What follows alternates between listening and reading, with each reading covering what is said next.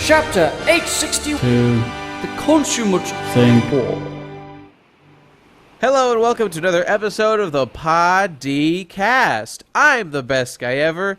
We're talking about One Piece. That's Hippocrit. That's Hippo. Yeah, it's me.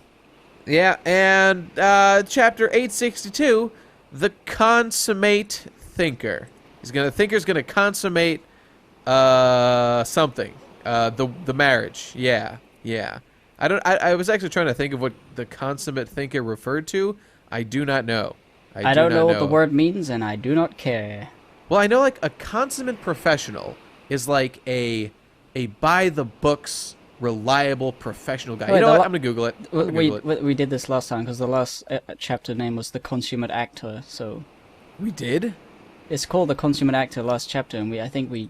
Oh, you're right. What's that word mean? And I forget it. You're right. I think you're right. It was showing a high degree of skill and skill and flair, complete or perfect, and then also to consummate is to have sex to consummate a marriage or whatever. But that did not happen yet. So.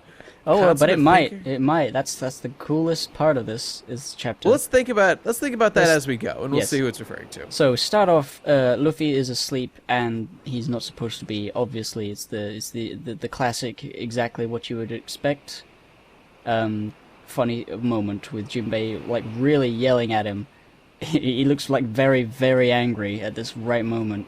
It looks like he's gonna bite his head right off. That's a good example of how I felt. I don't know why, but I had like zero patience for this bullshit starting this chapter. Just did not. I was like, just wake up. They're like, I don't have. We wasted an entire page on this quote unquote gag, quote unquote joke. I don't know. I thought this was a shitty page. We could have gone our whole lives reading One Piece and just skipped this page. It would have made no difference. I like it purely because of that Jinbei like huge angry face, like, oh my god, I can't believe it. You're just not waking up, like screaming in his ear. I do like his angry face, and I like the way that his words of going wake up go all the way through Luffy's head and burst out the other side as a speech box. That's I'll an give you old, that. like comic thing. I like it when he gets cartoony. You never see Kubo do that shit. And no, but that's because he's dead now. Yes, but it was funny because like last time it was like, oh no, We'll figure it out, and then immediately, no, we can't figure it out. He's still asleep. Yeah, that's true. Okay, so then we go straight back to the big moment: Sanji and Pudding on the floating cloud with a teacup on it, going around. Everyone's singing. Pudding is like thinking evil thoughts, and Sanji is thinking, "Oh my God, I'm stupid. Just pull yourself together. Stop being like infatuated for real."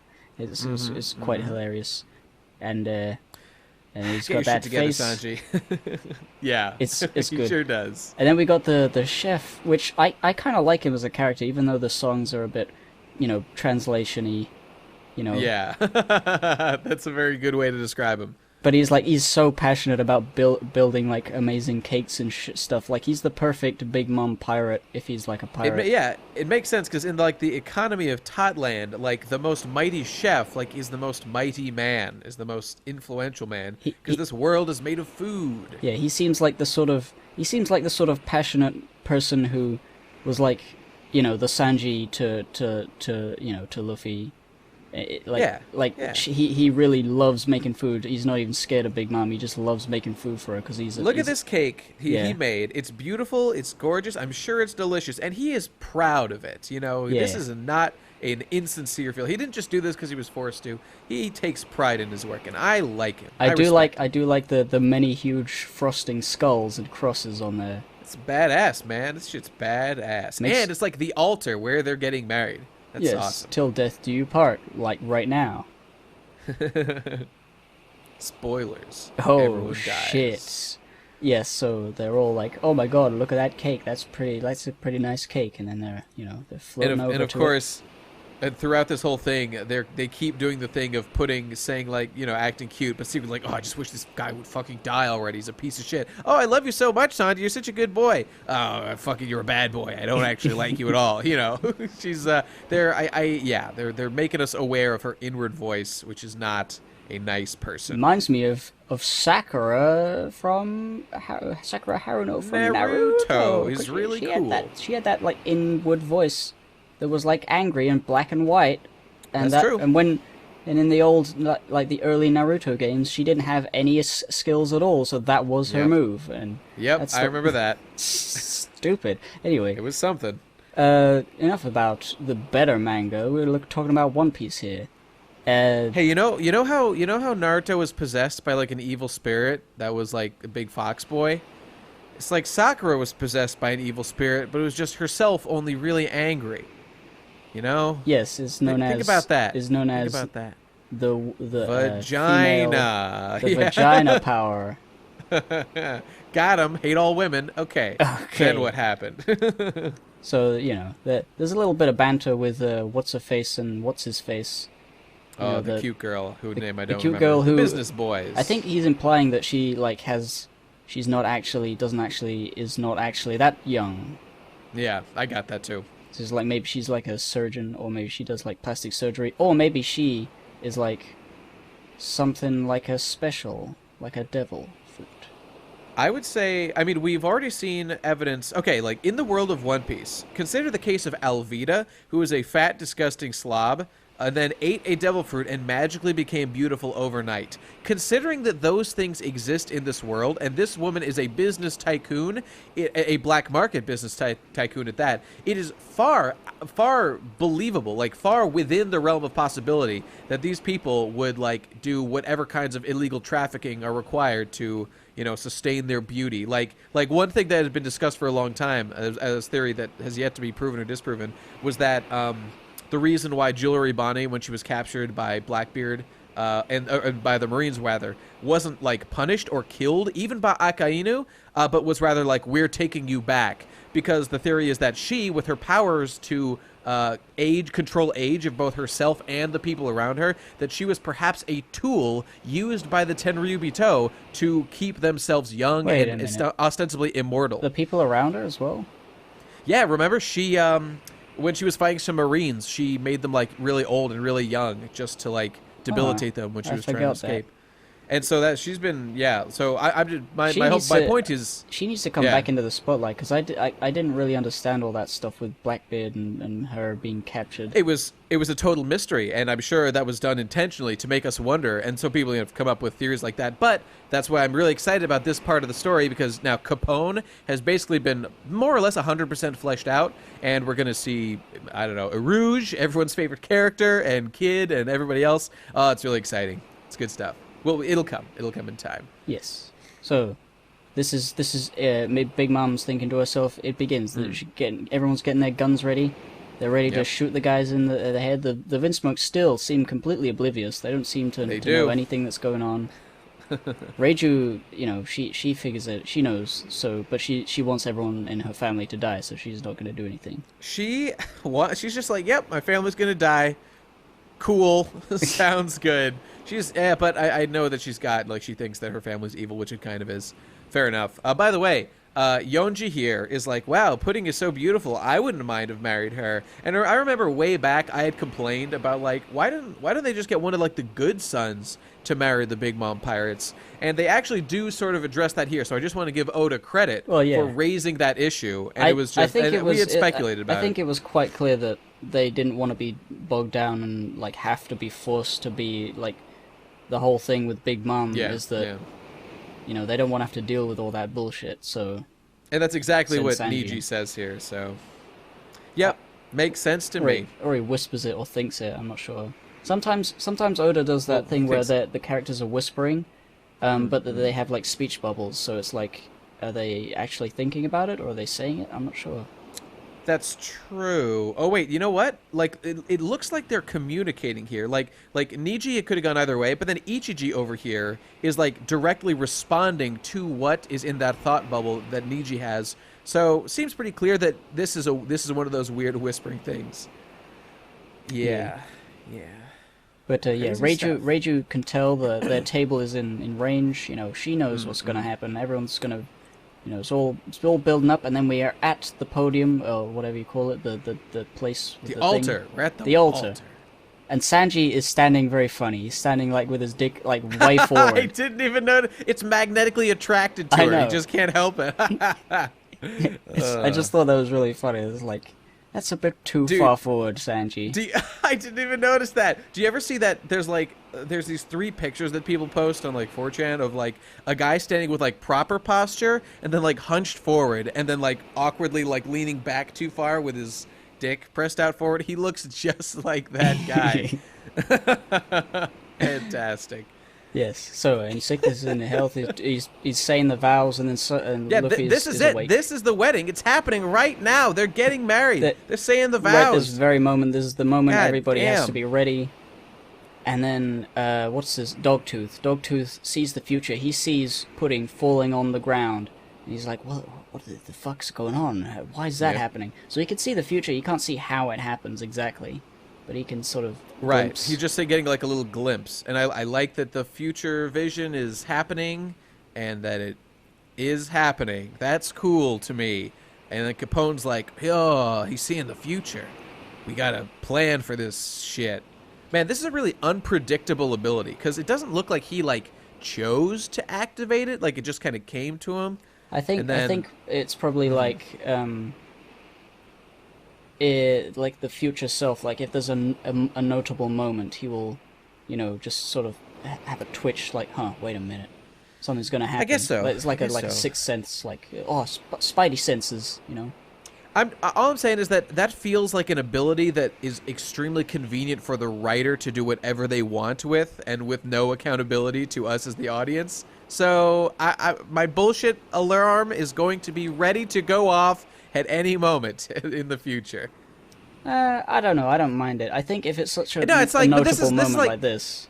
This is okay, but is this really that notable? Like, Well, why did he happen to see her fall that, down? That what should happen is that he should, Sanji should be getting shot, but Pudding is like, it's something he doesn't expect, So, and he's paying attention to Pudding, because it's, it's the big moment.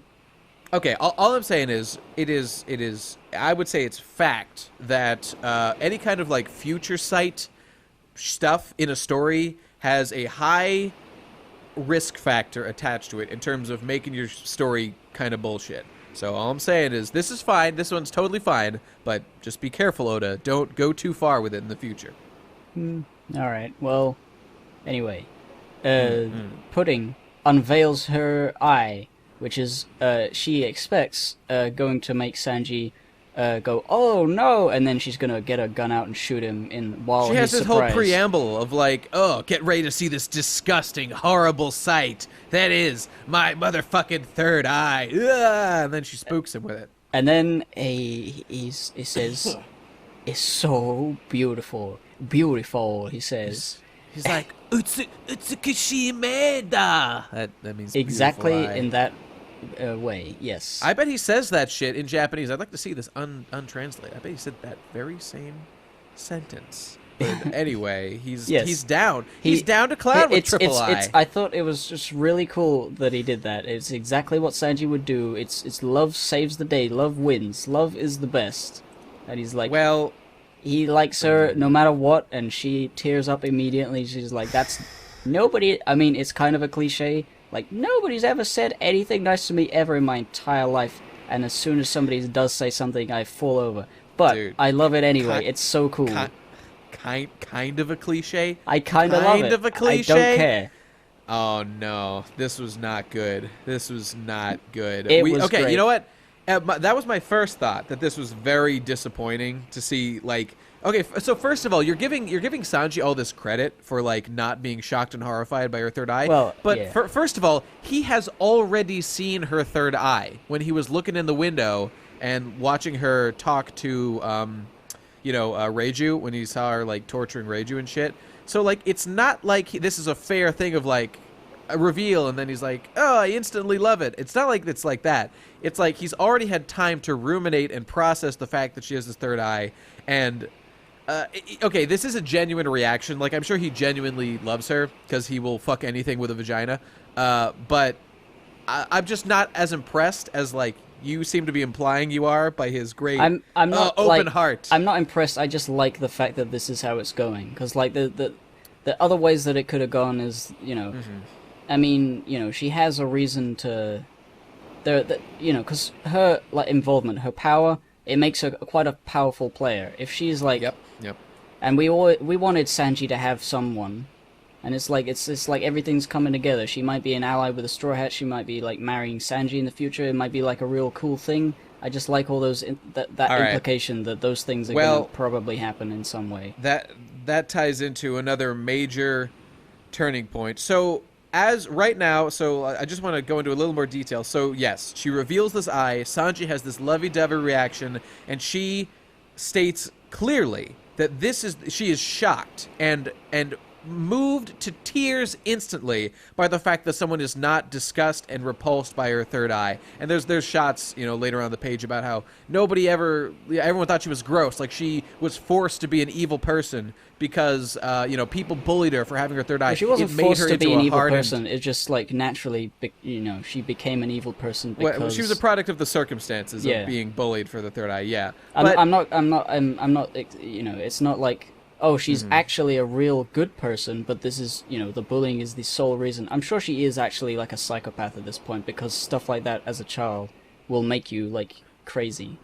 Yeah, she was as a child, she chased around another little boy who had been bullying her with a knife, attempting to stab the shit out of him, and did in fact stab the shit out of him. Like, I know this is One Piece, where, like, Big Mom would stab someone and laugh about it, and we'd all be like, oh, that goofy old Big Mom, it wouldn't be a big deal. But she's like an adult, and she's a kind of a silly character, and we expect, like, she is an evil warlord, more or less, an amoral warlord.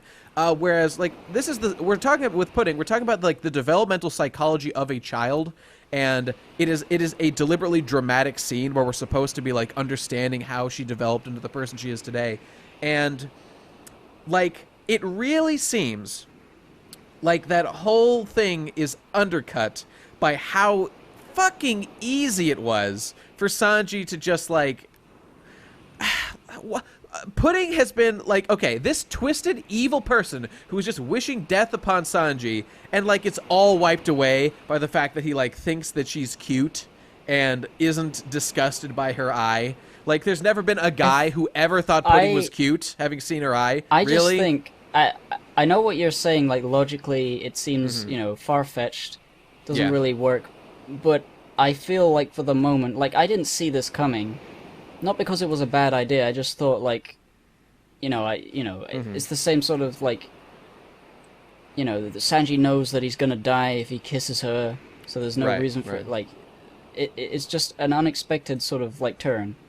And I don't know, I like the fact that, it's just so silly, but it's so serious at the same time, and I don't know, I can't explain it very well. There are times when Oda does a total left turn, and things are, like, way sillier than anyone expected them to be, and it's great, and it totally works, and sometimes it even blows me away about how brilliant it is. And I was, I overthought things, and even if it doesn't even have to necessarily be simpler than what, like, someone like me was imagining. It could just be different and hilarious and fantastic. This does not feel like one of those times. Okay, like, and that gets into my point about this scene. So at this point, it is crystal clear that all my speculation about, like, double, triple agents, whether she's been manipulating everyone's memories from behind the scenes, nope, none of that was true. It was all speculation.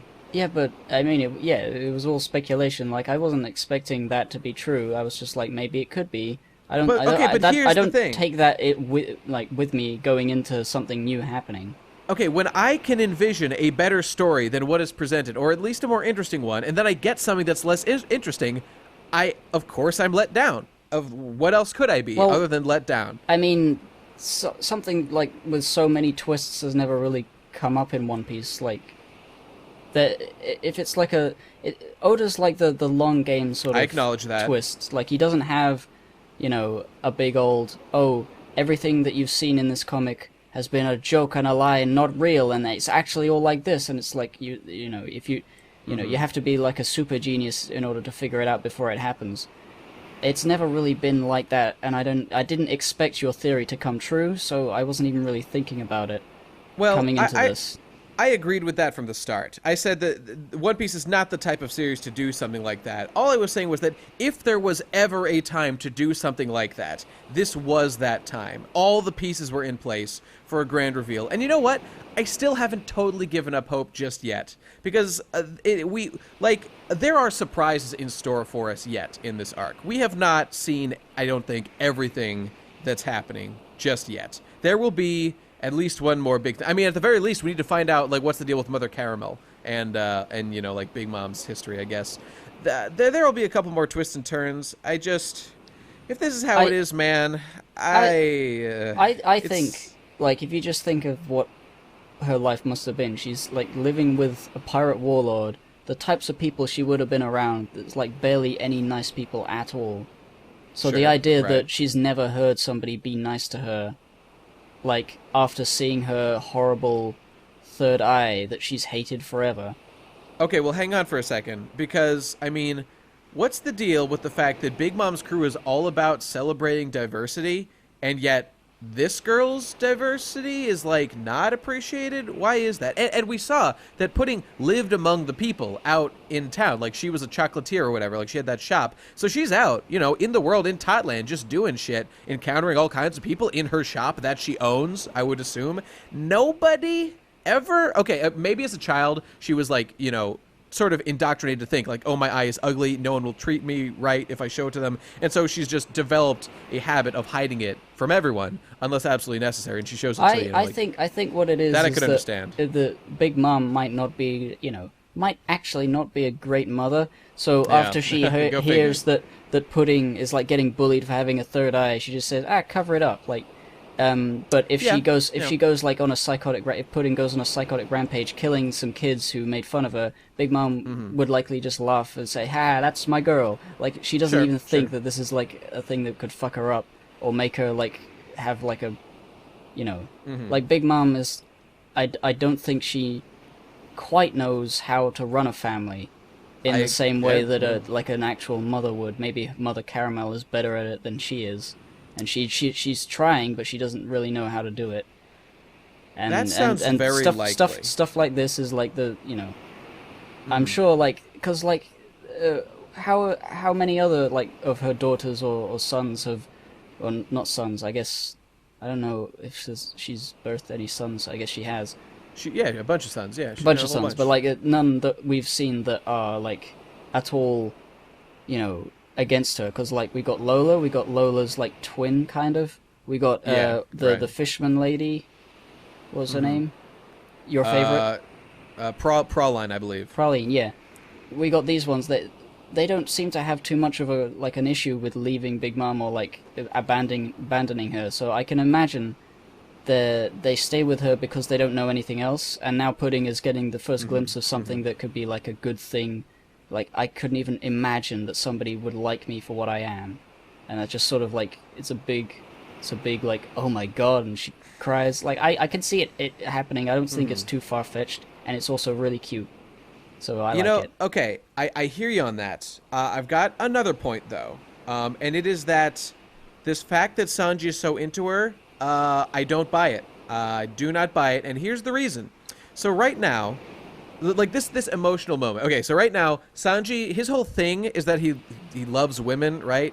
But the thing is, he is totally indiscriminating about which women he loves. His like, passion for women is I would say, is totally, like, shallow. It's completely surface level, because he will find something to love in any woman. Like, any woman who's doing... Even, like, ones who are obviously, objectively evil, like Violet, who in last arc was, like, trying to kill Sanji. He's like, no, I love you anyway. Or here, like with Pudding. He knows Pudding is about to try to murder him, and yet he is, like, all fucking lovey-dovey for her. He can't help it because he is not assessing her and finding, oh, there's a wonderful person buried deep down inside her, and he sees that. I can imagine. That's bullshit. I know what you're saying. It could, you know, it's kind of a shallow.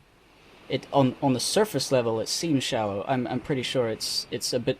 It goes a bit deeper, but I feel like the whole, like, Sanji liking women who hate him might be a thing. Well, you know what? Okay, I want to because actually he likes backtrack Nami a little bit. lot, and she, They've grown ignores close. him. And... They've grown close after a while. Well, I think I don't know whether Sanji has a type, but it seems to be No type. No. Sexy women. He just likes does women. not care. And I think he just... I mean, there was a lot of moments before he knew that she was evil, that, she was just being really nice, and he was like, oh, yeah, so I could... Right, because he doesn't give a fuck. Because he just doesn't give a fuck. If you're, if you're a woman and you hate Sanji, he's into you. If you're a woman and you're nice to Sanji, he's still into you. It's all the same to him. He doesn't care. I think he's like... That okay, but he's like the I see the purity in women. I see that they're better than men. I'm a yeah, pretty boy. much. That's I don't mind that. I think it's a neat cute character flaw. I want to amend. It is a character flaw. I do want to amend that a little bit. I want to be a little bit more charitable to Oda's depiction of Sanji, because I said Violet was an example. That was actually a terrible example, because the whole point of Violet in Dressrosa was that she really was being forced to do these evil things against her will, and Sanji legitimately could see that. He has a sort of superpower where he really can see into the hearts of women for the most part. But the thing is, and that was great. I was totally on board for that arc with that Violet. I thought that was cool. But in this arc, that totally does not imply anymore, because he was totally duped by Pudding. And was he? Like, I mean, he managed to make her fall down and cry. Like, maybe he could but that's sense now that after slightly. he caught her, and then he was still nice to her, even though he knows she wants to murder him and is evil. Like, okay, yes, you can make a case that she is not responsible for, like, the evil deeds she's doing, because her whole life she was raised that way. I don't think she's not responsible. Like, I wanted to make that clear. Like, I don't think she's secretly a good person and she's being forced to do this. It's obvious that she is fucked up and she's, like, dangerous and will kill people. If she's not responsible for her actions here, for her, like, plan to kill Sanji, then no one is responsible for any actions ever. But I just think he can, he loves women so much that he will forgive somebody wanting to kill him. Sure, and I would call that a character flaw. I guess, okay. But, like, it's a character flaw that fair. in this situation, worked out. It's like someone's idiocy winning the day somehow. And you know what? It's like Luffy turning his brain off when he's fighting Enel, I was gonna say, the thing is, I'm judging it a little bit with the wrong standards. I think I got a little bit too caught up in this whole mystery plot. You have to view it from what happens in One Piece, and that whole mystery stuff, pretty unlikely. Whereas a twist like this, it was fun not really to speculate about. It was very fun to speculate about, but really, even at the time, I knew my expectations were getting a little crazy, because I said, like, it's never happened before. Maybe this will be the time. Yeah, like, this kind of resolution to this, and it's still resolving, but I think we get the gist of it by now. Far more, like, it's a very One Piece thing to happen. Like, Sanji is an idiot, and that's why things work out great. Like, things just happen to work out well, because he's just being true to himself, and, I get it, and I kind of like it. I kind of respect it in that sort of One Piece way. Would I have written it differently if it was my series? Sure, but it's not my series. It's Oda's series. So, okay, there you go. I don't hate it. I don't hate it. Cool. I think I've won you over a little bit. You did win me over a little bit. It's true. Nice. It's true. For the first time ever, possibly? Possibly? I know. I think I influence you a little bit sometimes. Oh, I'm sure you do. I'm sure you do. But this feels like a first major argument that you have swayed me on in a... God, look at her fucking standing there with that fucking knife as a little child. Just like, I stabbed the shit out of this dude. It was fucking awesome. Like, okay, she's crying, so she's... I just really feel like... I don't like that they're kind of... It feels like they're trying to excuse this. It really feels like Oda is trying to excuse a lifetime of evil deeds based on... the fact that she was bullied for having a third eye. Like, is that equal? Is the fact that she was bullied, is it okay she stabbed that kid? I don't know, Oda. I don't know. I don't think it's that. I think they're just trying to explain why she's crying, and that's it. You know what? Okay, that'd be fair. And she is, like, I do like that she's like weeping. She's clearly been emotionally moved, and she's like, oh, I have to kill Sanji. Like, she obviously doesn't want to. That's a good shot. That's probably my favorite shot in the whole chapter. And she's weeping about how cut she is, and then is also kind of rambling to herself about how she has to now murder this guy. That is a powerful panel. I do like that. I'm just an ugly three-eyed monster. No, you're a beautiful maiden. Yeah, there you go. Okay. So on the next page, people are like, Pudding? What the fuck are you doing? Like, you're supposed to shoot him. This is supposed to, like, start the whole thing. And then Yep. a Big Mom sends a signal to the priest to like, she couldn't do it. Get your gun out. Do it for him.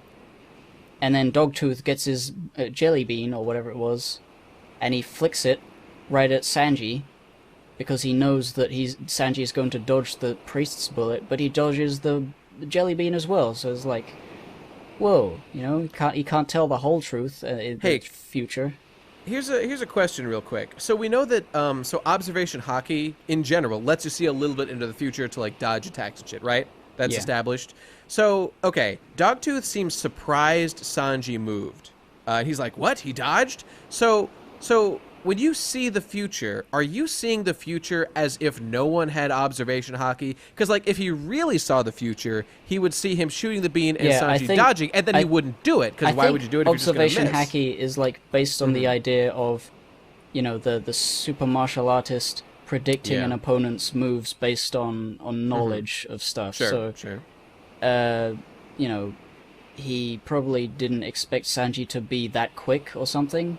Like, I guess he doesn't know how strong Sanji is, and he just thought maybe he wouldn't be able to dodge this. But Dogtooth has a specific ability to see the future that's, like, above and beyond what that's most what hockey guys. I think it's just, you know, normal observation hacky, like +1 or something. Like, he can see a bit further into the future than most people. The rules are fuzzy anyway. Yeah, but, like, it's fine. It's like, you know, seeing what might happen if this continues the way it's going. Yeah, it's a prediction thing. Yeah, okay. I was never that. I think it's always going to be fairly loose. Again, it's like future sight stuff is always kind of tricky. So I think the less focus is put on it, and the more they're just he dodged. It's fine. That's fine. That's totally fine. And then Vinsmoke Boy is like, "What's happening? Oh, I didn't expect any of these things happening. Fuck!" Yeah. The priest fired a shot, so there's a gunshot rang out, and then he's like, "Oh no, the priest is dead. What the fuck?" I still find it kind of interesting that this is scheming genius had no idea any of this. I mean, I'm sure he's probably the second smartest guy in the series after fucking Vegapunk, as far as we've seen. Well, he's math smart. He's not like figuring out that he's about to die smart. But he's also a warlord, you know? Whatever. He's a dumbass. He's a piece of shit. He looks like such a fucking dummy in the context of, like, it's been, like, what, fucking 10 chapters of everybody, like, scheming about shit? And he's like, I'm just gonna go to the wedding and have a fun time with my family. Oh, it's gonna be great. Can't wait to take over the North Blue again. Yeah, what a fucking he really underestimated Big Mom. Like, I still think that he might be holding something up his sleeve. Maybe he didn't expect this. Maybe something else. Maybe he has an extra. Well, I want to talk about what happens next because I don't really get it. Inside the wedding cake, it's rumbling. Oh yeah. And everyone's like, "Huh? What the fuck?" Luffy and the gang are like running with what's his face, the train man. Diesel, my dude. They're running with Diesel, and he's pulling everyone, and then out of the cake come out a bunch of mafioso clone Luffys. Right. I can't think of where they came from at all. Okay, there are two options right now. Okay, either they were in the mirror world and somehow burst out, or they or they were in the cake, which I don't think is true. Like, how would they fucking be in the cake? That wouldn't make any sense. They must have been in the mirror world, right? That's the only explanation. Well, what I think, the fact that they're clones, like, the only thing that is, Brule clearly turned them into each other. Brule must have done that. Well, I was going to say that the Jerma Kingdom is the only thing that has, like, cloning technology, like, established as a thing in this arc. So, like, has something gone on with that, or has it been like the Caesar clown in the factory or whatever? Like, what in the hell are you talking about? No, this is like, because the right before this, Brule is like, "Oh, I'm sorry, they made me do something," and then we see a bunch of clones, and we already know that one of Brule's powers is to make people look like other people. Oh. So clearly, she just made everybody look like Luffy. All right, I'm dumb. Okay, you're right. She made everyone look like Luffy. To what end, I do not know. Well, I think the point. What was Luffy's job? He had to do something specific. They were and just want gonna to like distract him. Big Mom, yeah, until until they have a chance to fuck up that picture, which will weaken Big Mom, so someone else can assassinate her. Capone, I think. In that, I'm like, just gonna 5 look. seconds. Now I'm looking at this thing. There's a Luffy that looks like a monkey with a face, and then there's a one that looks like a lion. Maybe it's like a bunch of animals that are turned into Luffys. Yeah, that would make sense. Like was in the forest. I don't know where they got the animals from. Probably just from the mirrors. Well, here's the thing. Like you said, if we look at the page, what, like 2 back? Yeah, 2 back from that. We see Luffy right there, followed by Diesel, with like a boatload of dudes all with him. So like clearly all these people are traveling together. So like Luffy and them are I think it's them. It's just all of them. It's all the dudes are like bursting out there. But there's like a lot of people on screen here, and it seems like more than were just there. And again, like I was trying to identify who everyone was and could not do it. So I do not know who all these people are. Yeah, I don't know. Yeah, it's a little confused. Odd. It's odd because where the fuck did they come from? Were they in the cake? How did they get there? Yeah, maybe there's a mirror no in the cake, and they either planted it there, or it just so happens that there was one in the cake, and they found that while they were thinking of their plan. Why would there be a mirror in the cake? I have no idea. Maybe the platter that it's on is a big mirror, like a big shiny silver. I mean, I know that the plan was to burst in there using this power somehow, because like one of the things they were doing in preparation was all loading into the mirror world to burst out and to do this like a chapter or 2 ago. So I'm with them on that. I just like there was this whole thing about how Caesar's role in this plan is to show up with the mirror at the end so they can all escape into it. But if they've already got a mirror in this cake, what's the point of that? Were they in the cake? I don't understand what's going on. I have no idea. They weren't in the mirror world, were they? They were inside Capone. So did Capone jump into the cake? Oh, they were. Was he behind the cake? I have no idea. I have absolutely no idea. You know what? No, they must have come out of Capone, but I'm just thinking, how did Capone get into the cake? Was there a door? Did he jump in? Why would Capone be in the cake? Maybe he's just on the other side of the cake. Maybe he's positioning himself right now. That would make behind sense. The cake, and then boom, and then they all come out, smash through the cake, and then Luffy starts eating it. You know what? It's okay. It's a little confusing, but really it doesn't matter. What matters is they were definitely in Capone. I was wrong. They weren't in the mirror world. They were in Capone. Yeah. They came out and they showed up and they used the mirror powers to all look like Luffy for some reason, and now we're here and they're gonna start some shit. They're gonna distract everybody by everybody being Luffy, not knowing which one's the real one. Yes. But I still think that might mean that some of these people get killed. Probably. Because how could they not? Because like a bunch of them are probably like Capone crew members or something. Yeah, that's probably true. And so they jump out. They're gonna distract people. Somebody's gonna smash the picture of Mother Caramel. Right. Big Mom's gonna go into a frenzy. And in that short window, she's going to be weakened, and then Capone is going to get a bazooka and shoot her and hopefully kill her. And I still think that's very far-fetched a plan. I don't know. It's not going to work out. It's not going to work out. Something's definitely going to go wrong. But Pudding might escape with them if they manage to escape, which will be cool. I think. Maybe. Like I would just say that Sanji wouldn't leave her behind. Like, no, come with me. She's like, I'll fucking kill you, and she'll be like, that'll be her. She'll be like the new Straw Hat instead of Jinbei, and she'll try to kill Sanji constantly, and that'll be her thing. We've already got a new Straw Hat this arc, and that is Brûlée, kidnapped Brûlée. We don't have space for 2. And at this end of chapter, she is continuing to prove her incredible usefulness. So she's not going anywhere, as far as I'm concerned. Ah, come on, it'll be like breaking new ground, like having 2 new members. That's true. That's true. Or maybe 3, like Brûlée, Pudding, and Diesel, and that's it. No one else. Yeah, that sounds good to me. And that means no Jinbei. Hey, works for me. Perfect. Oh, by the way, fuck, there was one other thing I was going to say. Oh, it was just that if they do, like, escape with Pudding, I would just like to point out that I could totally see that happening, because the Straw Hats do things like that all the time. But it would be incredibly irresponsible of the Straw Hats to do that, just based on the fact that she says that she's, like, had a change of heart. Because this woman has, like, seriously hurt Sanji's sister, at a minimum, planned to kill Sanji and has memory manipulation that's exactly powers. why I think it might happen, because it'll be like Sanji like sticking up for her. Like, It'd be so retarded that it's just the sort of thing that would happen in One Piece. It's the sort of thing like Sanji would bring her along, and she's like, "Why the hell do you have her here?" It's like, no, she's good. She's so cute. And then Luffy would be laughing like, "Haha, yeah, cool." And that'll be that. Yep.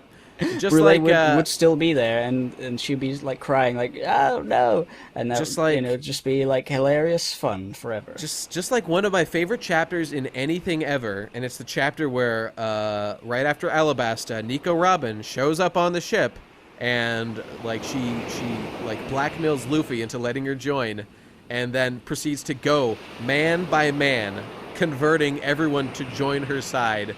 And it's fucking great. She gives Nami jewels. She the best thing of all was that was when she did the like Chopper impression with Luffy by putting the hands on Luffy's head, and he was like, Chopper! And then instantly Usopp and Chopper were sold. I think that's when I knew that Nico Robin was the greatest character who ever existed, when that chapter happened. Yeah. So there you go. And then she proved her usefulness in Skypiea when archaeology was really important because they were dealing with ancient civilizations, and the whole thing worked into a perfect bow. Oh, it's the best series ever.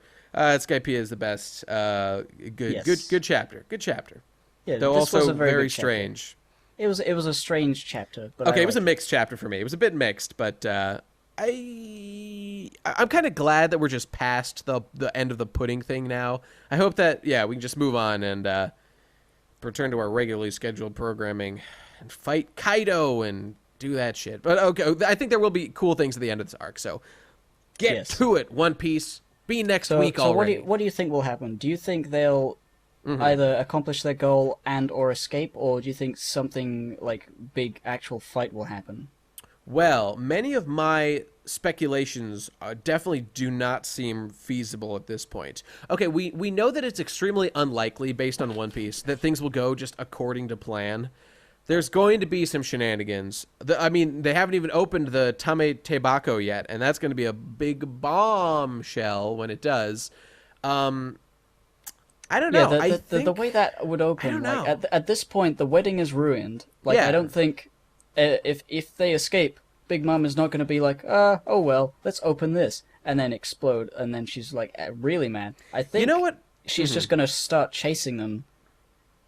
But if she doesn't, then I don't know. When will they if I was Oda, I think I would have handled this situation a little differently. Like, he might have a better plan, but just based on what I know right now, I think if I was Oda, what I would have done is like written the story in such a way that, like, you know how they were waiting for like the gunshot as like the moment when, like, oh, that's when we activate our plan to break this picture and hurt Big Mom because that she'll have a reaction to it. Like, instead of all that bullshit, I would have simplified things incredibly and rewarded audience members who were paying attention and had their plan of the characters be based on the fact that they already know that there is a bomb in the Tame Tebako, and sort of said, like, that will be the thing. Like, we know she's going to open it. She's said, like, it's part of one of the things she wants to do. And so when that opens and, like, the bomb goes off, like, she will be vulnerable then, having just taken a giant explosion to the face, and that will be our chance to, like, hurt her. Like, I feel like that could have been worked in a little more elegantly than not at all, and will be a surprise. Like, right now, doesn't it feel like we're kind of past the point of relevancy for that? Because, like, things are already gone to shit. The only thing that could happen is that it happens afterwards, or it happens amid the chaos. If it happens afterward, I feel like either way, that sort of robs it of its a bit anticlimactic to do it in either of those times. I think it's gonna like, maybe it will give them the window to escape. Like, it'll explode the whole place, everyone will be like in smoke and like coughing. I hope something like that nobody happens. will die. That'd be good. But yeah, that's how they run away, probably. Yeah, I don't know. I think they're going to run away in some way. I think there's going to be a runaway situation at the end of this arc. Maybe with the Mirror World, maybe not. But I can't see them making peace. I cannot see that happening. Yeah, well, definitely not at this point. Yeah, they killed her too cake. Late. She's gonna kill them either way. I was gonna say, the cake alone is enough for a death sentence. I have no doubt. Yeah, Big Mom's reaction is not about the fact that there's a bunch of Luffys jumping out of the cake. It's the fact that they broke the cake and then she can't eat it. I was actually hoping Oda would make that a little more clear, but I hope that's what she says first panel of next chapter. Like, right now she's surprised. Her next reaction should be, my fucking cake! I hope that happens. Yeah. All right, so that was a good chapter. You got anything else to say? It was an interesting chapter. Nope, I am all set. Tapped out. All right, I'm done as well. Well, that means that we're both done. Thanks for listening, everybody. It was an interesting chapter. There should be one next week. Is there no chapter next week? Okay, there is a chapter next week. Yeah. Yeah, I think I should say, this should be maybe the first podcast on the new separate podcast channel that we made. Oh, well, about Are we going to do that like, now? I thought we should probably at least make some sort of like announcement video, just so people know on like the main channel that like, hey guys, we're doing that it here as well as this. Well, maybe this could be the announcement. We're gonna move the podcast to a separate channel. Yeah, this can be our announcement so next week's. Yeah. Yeah. Or maybe we'll put this one on both. I don't know. We'll figure it out. But yeah, that's coming. Yeah, new channel. We're gonna move their shit from here. So yeah, either now or soon you'll see that shit. All right, that's it. Okay.